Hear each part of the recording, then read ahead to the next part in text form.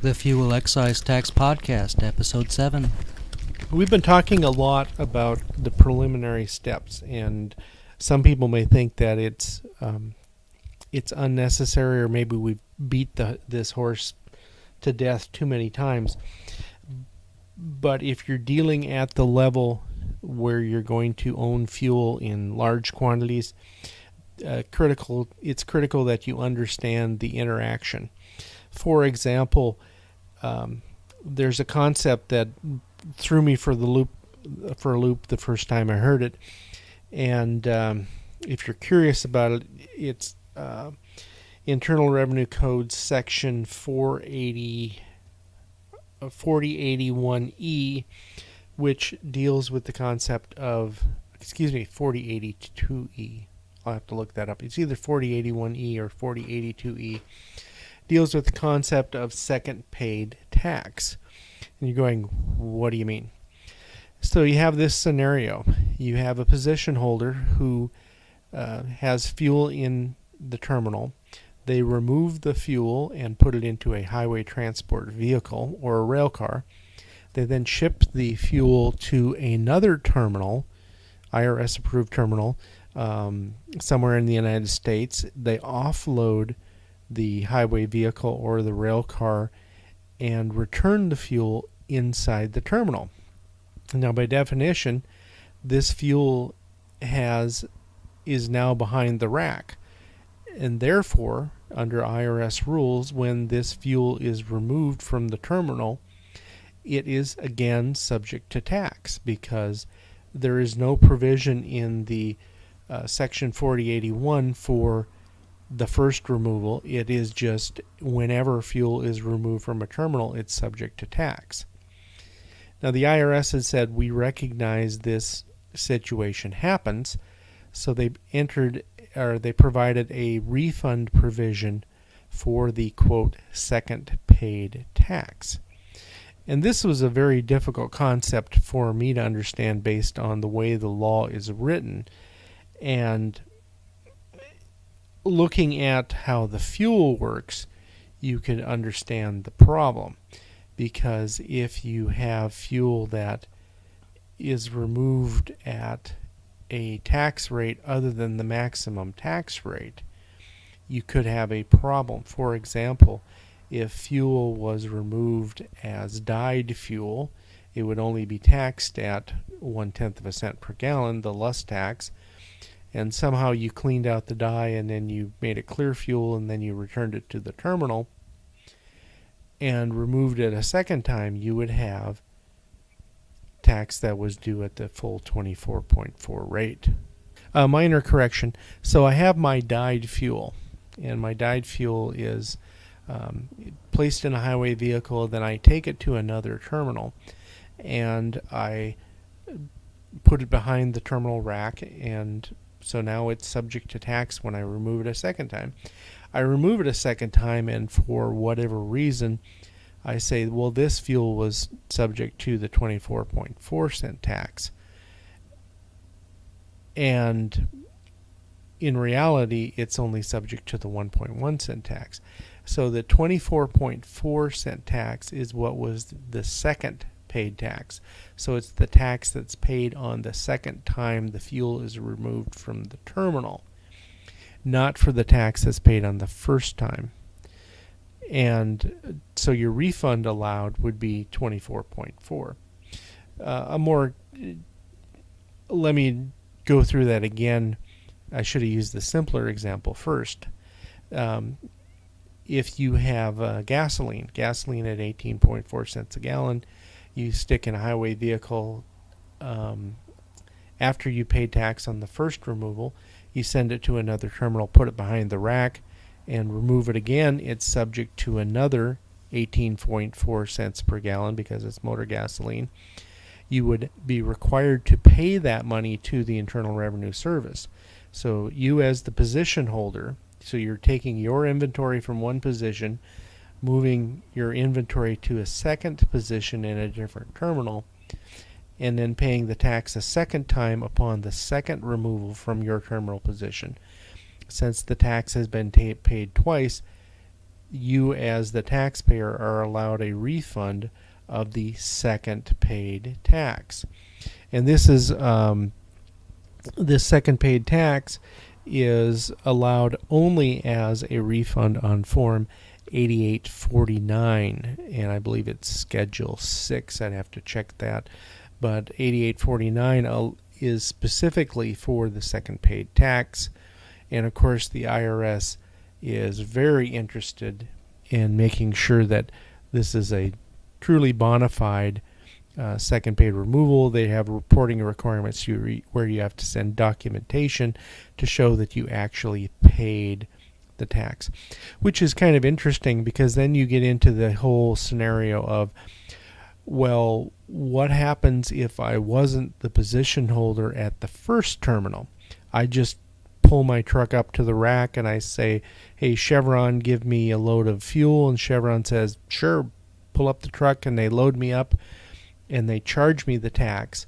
And then I take my truck and I go down the road and I go to my terminal, my position, and so I put tax paid fuel in my terminal position.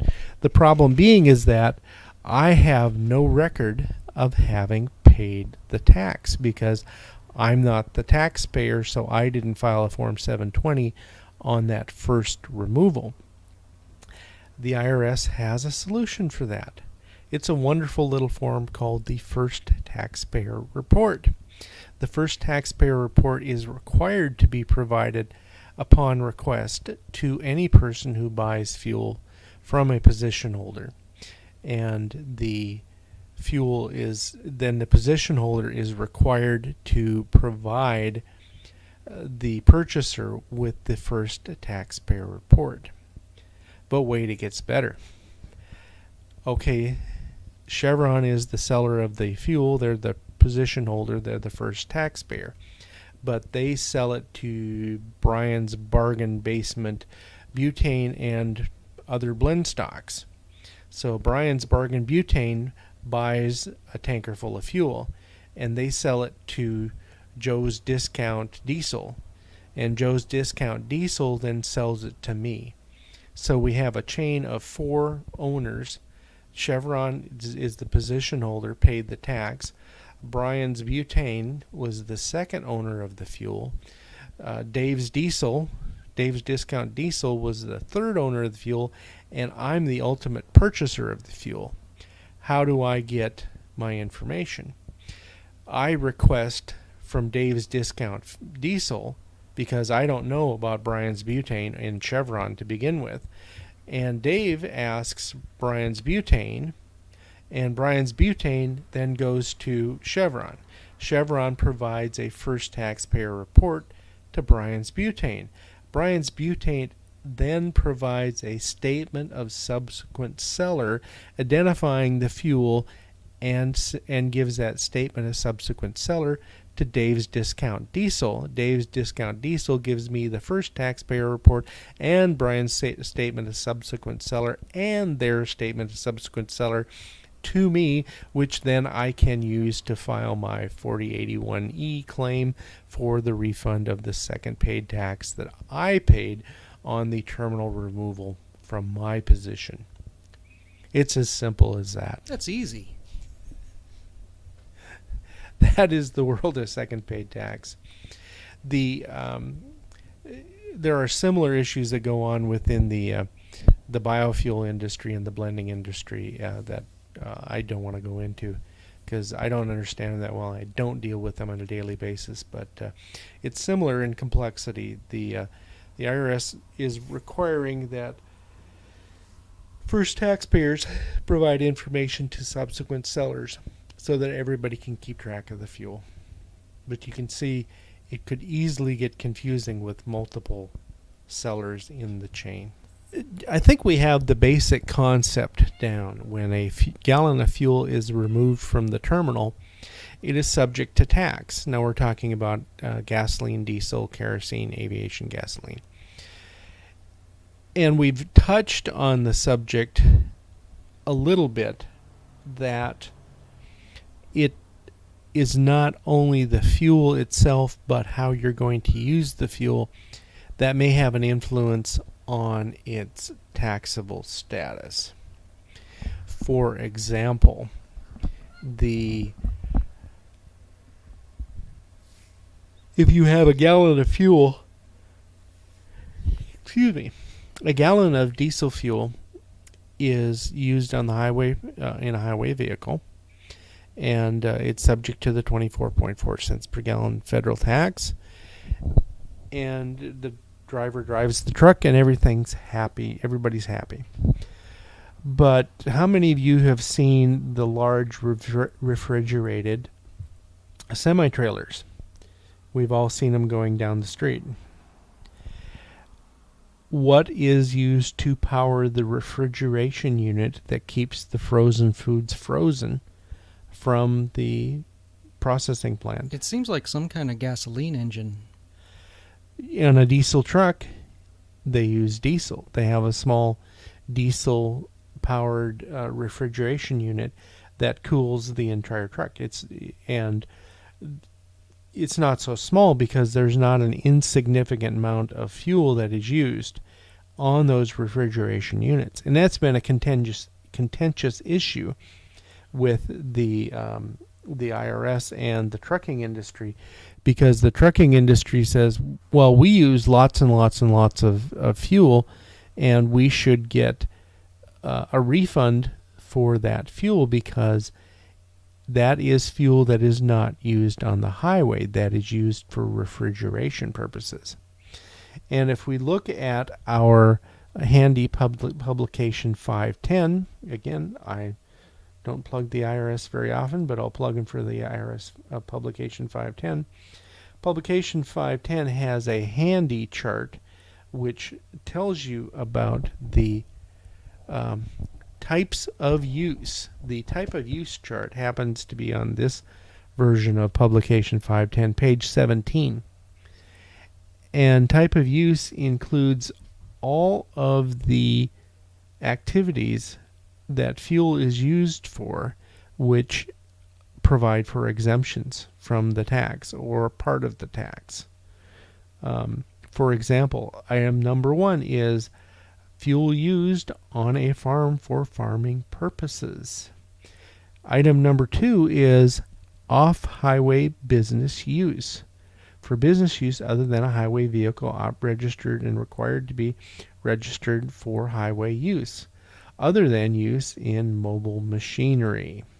Okay, so what we have here is, when we look at section 4041, and 4041 is where all the exemptions, most of the, I shouldn't say all, 4041 is where the exemptions for various use of fuel is allowed. And in section 4041, there is a exemption for off-highway business use, meaning that if I'm operating a business and I consume fuel that has been taxed at the 24.4 highway use rate, because the purpose of the federal excise tax on fuel is to fund our highways. And the argument being is that, well, I'm not using this on the highway, I'm not causing the highways to deteriorate, I should get a refund, I should be eligible for a refund of that excise tax. I see number 6 is a qualified local bus. So that would be a bus that stays on city streets but does not go on the highway? I would have to go back and refresh my memory on that. There are various uses for various types of organizations. Usually that is I believe, some type of not-for-profit entity. There's a bias against for-profit entities and some of this stuff. So, I have to go back and look at the rules. So, when you're looking at the key criteria for item number 2 is that it's use not on the highway. So it could be for use in an engine, for example, a mobile power generator that is used to generate power for a construction site, for any kind of an event, if you're generating power at a sporting event or at a concert or some type of event where you need power that's not available any other way, and it's obviously not being used on the highway, and it's a business purpose. So you've got to have, it's got to be for business, and it's got to be in equipment or some function that's not related to the highway. So this gets into the whole concept of exemptions and partial exemptions. The government has decided, Congress has decided that certain activities are entitled to lower rates.